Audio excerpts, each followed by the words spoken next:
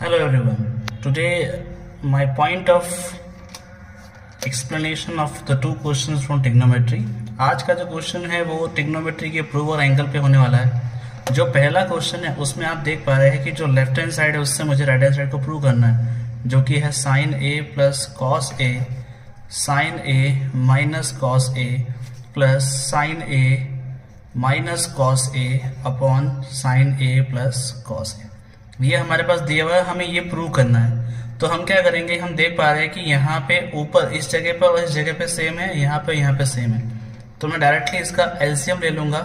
LCM कैसे लेंगे, इसको इससे मल्टीप्लाई करना है, इसको इससे करना है, इन दोनों को आपस में करना है। तो sign A minus cos A और यहाँ हो जाएगा sign A plus cos A, फिर यहाँ पर ऊपर हो जाएगा sign A plus cos A का होल स्क्वायर, क्योंकि जब मैं इसको इससे करूंगा फिर सेम टू सेम ये हो जाएगा sign A minus cos A का होल स्क्वायर। इस स्क्वायर को जब मैं एक्सपेंड करूंगा तो ये हो जाएगा sine square A plus cos square A plus 2 times of sine A cos A.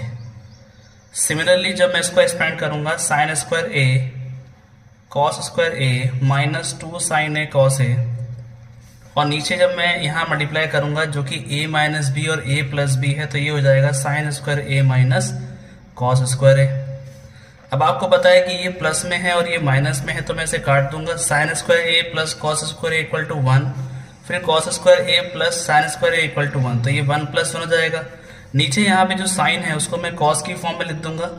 तो जब मैं इसको कॉस की फॉर्म में लिखूंगा तो मेरे पास जो आंसर आएगा, या मैं ऐसा कहूँ कि जो कॉस है अगर मैं उसको साइन की फॉर्म में लिखूं तो यहाँ पे हम लिख देंगे 2/2 साइन स्क्वायर ए माइनस 1, इसकी फॉर्म में भी आंसर आ सकता है। तो जब मैं इसको लिखूंगा 1 माइनस कॉस स्क्वायर ए, ये माइनस में कॉस स्क्वायर ए ऑलरेडी है ही, तो हमारे पास आएगा 2/1 माइनस 2 कॉस स्क्वायर ए। तो ये हम इस तरह से लेफ्ट हैंड साइड को राइट हैंड साइड में इक्वल प्रूव कर देंगे।